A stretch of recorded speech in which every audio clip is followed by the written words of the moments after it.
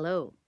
So, since I got back from the Timeless Wisdom training that I covered in the last episode, I've been woken between 3 and 5 in the morning, almost every morning, and I'm feeling an energy moving up my spine while I'm in sleep. It's so strong that it wakes me and my body moves in a wave like manner in order to allow it to rise up my spine. It was a very pleasant sensation. I woke up to set up and meditate, and it continued moving me in a wave like rhythmic fashion as I'm meditating. Started getting downloads of messages and releasing the tightness, tension, traumas, and blocks in my system. And then that's been coupled with major shifts that are happening in my life where some of the oldest wounds and habit patterns are coming to the surface. And as I observe and reflect, things that I've been doing for decades and never noticed are now starting to come to the surface so that I can transmute or heal those kinds of wounds. As I was waking each day to do these meditations, and the meditations have become more and more pleasant as they become longer and longer, up to 2 to 3 hours that I've been meditating.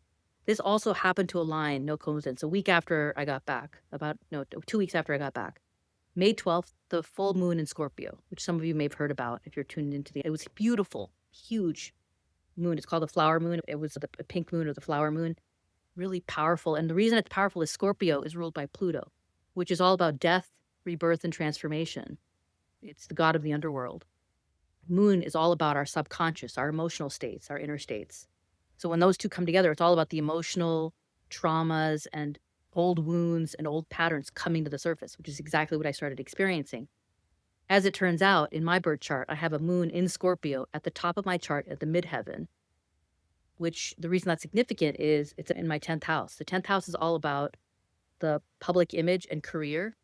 It's along the axis of consciousness, they call it, which is the MC or the midheaven, along with the IC, which is at the bottom. So the bottom is the roots, the inner state. The top is the public image or career. And the axis along them is called the axis of consciousness. Mine happens to lie in Taurus Scorpio. Taurus is all about stability and groundedness in the body. Scorpio, as I mentioned, is all about transformation, rebirth, and it's like the crown, the top. So this astrologer said that essentially, because of those two happening at the same time, May 12th is I'm born on the 12th of June. So every month on the 12th, there's a significance astrologically. So this full moon was happening on May 12th. And she said essentially, she didn't know anything about what was happening with me energetically. What she shared was that she said, it's like your Kundalini is going to be rising. Your energy, you're going to be ascending. Your vibrational frequency is going to be rising. You're going to be releasing old wounds and habit patterns. And that I hadn't even told her what I was experiencing in terms of energy moving up my spine, which I assume now is Kundalini energy. And I didn't even mention what I experienced in Timeless Wisdom training, where a woman had a vision of me grounding with Ganesh stomping behind me, and then my Kundalini energy starting to rise as I grounded. So I don't know what this is leading me to or where it's going, but it is fascinating. And the thing that started happening then was, as I was releasing more and more old traumas and wounds and patterns and moving through these cycles of expansion and contraction, I started to feel really drawn to more deeply delve into the world of AI. So that world I've been so intrigued by. Some of the latest things that I've been tuning into, I am overwhelmed. And in terms of just the sheer magnitude and pace of change and information that's arising in AI. And right now, agentic AI is one of the big things, agents. So agents that will do things for you, schedule meetings and events. They'll develop websites for you and code for you and build apps and create documents. And there's more and more, do sales lead generation for you. All of these things that agents are now starting to do, even having crews of agents that could be like your company. So that's a big area. The other is hardware. In the last couple of weeks alone, Apple, Meta, Google have all re-released their glasses. OpenAI just acquired a company from Johnny Ives, who's one of the major design, I think maybe the head of design for iPhone, iPad, was the head of iPhone and iPad, and created this hardware like a pendant, sensors and cameras that are collecting information, all of this to gather more information about the world and interaction with the world, into AI so that it can be processed and now utilized for interactive feedback. And so where we're headed is embodied AI, where it can start sensors, cameras can now start to pick up information and allow, because of the rapid and just sheer magnitude of processing, can now start to use that to improve things in our day-to-day and so on. So I was in this feeling this state of expansion. And what was interesting was I was in the car with my husband on Friday, and I was sharing with him just my awe of all the possibilities and the tools that I was starting to play with. So I'm tuning into podcasts and blogs and newsletters and websites and playing with some of these tools in AI and trying to see what's possible and how I might be able to leverage that and what are the capabilities. And so sharing this with him, and of course, he's my perfect polar opposite. So as I'm in the state of expansion, he starts asking me these questions. So what happens when everyone starts using these? Non-coders can now code, coders can now dramatically amplify their output. So we're going to have all this information. It's not just going to raise the bar. Everybody has to do more work, even harder to stand out. And who's going to consume all this information that everyone's now generating through agents or AI? And so initially it's popped my balloon, it rained on my parade, and I felt this resistance coming up. And I said, what if I lean into this? Let's see where this goes. So I joined him in this contraction, essentially, of what happens. And where we ended up was, wow, if agents are creating all of these things, it's only agents that can consume it because it's too much for human capacity. And then as we kept going, it's the ways that we currently see value being added by humans are getting stripped away by the AI. So what's left? And this is where I lost him and I started moving into my own expansion, which was, wow, as we strip away the layers of what we believe is value add of humans, where do we end up? We end up at the core where we're exposed and vulnerable, our humanity, the things that make us human. And that's where I believe that's been my journey. When I fell into the darkness and I hit rock bottom when I was at Google, that's when I started this journey of self-discovery. And that's what led me to discover my purpose, my capabilities, like gifts that all of us are here with. So my fundamental belief is that AI, as it's currently being deployed and accelerating, and there's all kinds of discussions, right? There's another big concept in the world of AI is AGI. When will there be artificial general intelligence? And this is defined as one of the definitions anyway, is that when the AI can do what the average human can do in every domain.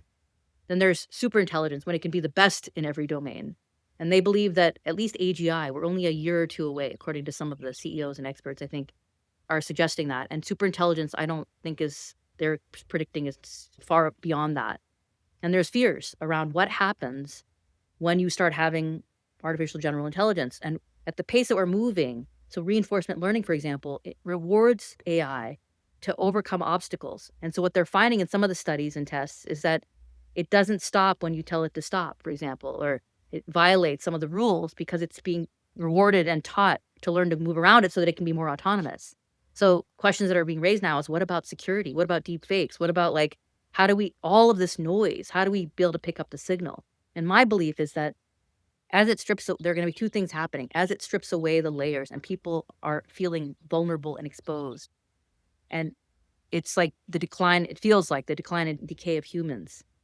That's when I think we will tune inwards and see from the darkness, seek what I would characterize as light, and start to discover capabilities that far exceed any AI. And AI will become a tool that we use. We're going to be working with it, collaborating with it, and it'll be from places, tools, techniques that come from a place of high vibration. So beings and individuals that are using it to help uplift and heal humanity. And so essentially that's where I think this is all going. And as I was starting to delve into this world of AI and I was meditating, I started getting these messages. So as I was moving in my meditation, I was moving into the tighter and tighter spots where there was more and more pain in my body, like tension and tightness.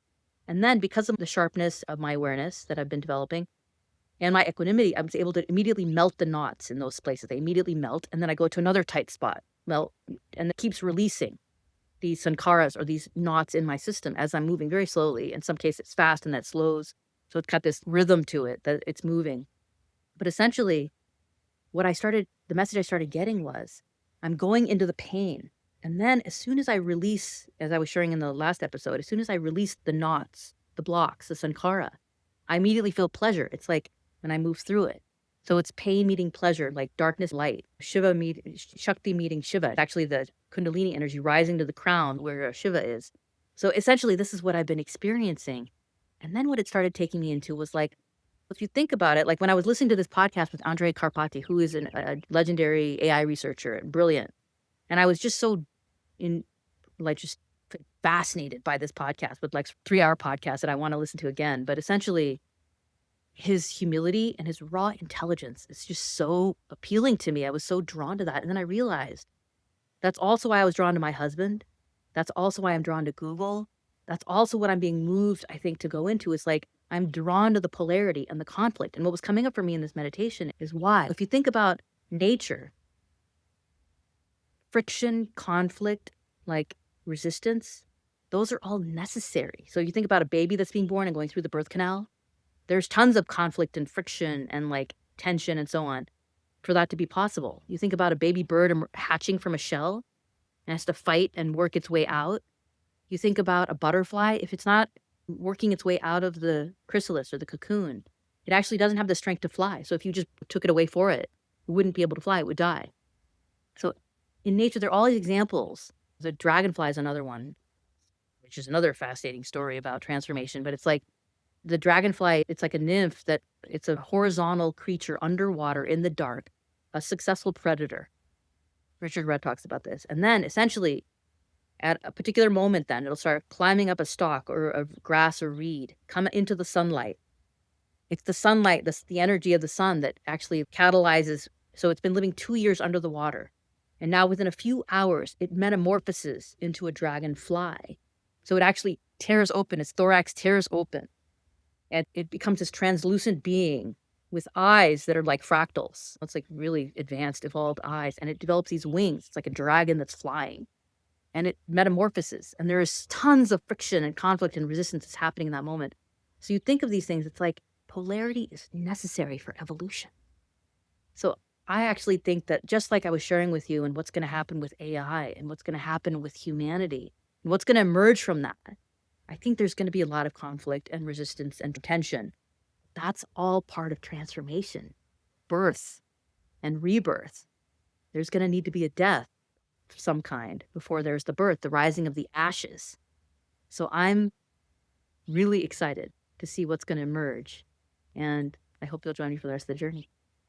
Oh, so the next thing coming up is I'm going to be heading to a psilocybin journey this weekend.